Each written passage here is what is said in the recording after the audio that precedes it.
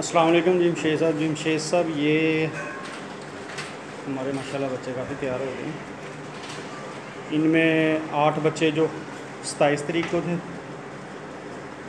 वो आज 110 दिन के हो गए, यानी कि तीसरे महीने में जो दिए थे। और जो 4 बच्चे अंगूरा के दिए थे, अंगूरा की फ़ीमेल ने, वो आज 100 दिन के हो गए।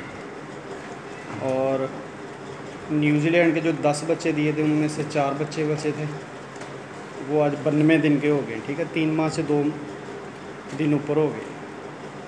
और फिर दोबारा अंगूरा की फ़ीमेल ने 6 बच्चे दिए थे, वो 68 दिन के हो गए। उसके बाद फिर न्यूजीलैंड वाइट की फ़ीमेल ने 8 बच्चे दिए थे, वो आज 53 दिन के हो गए। और फिर उसके बाद अंगूरा की फ़ीमेल ने 6 बच्चे दिए थे, वो आज हो गए 45 दिन के। ठीक है, ये रजिस्टर कर लें। अब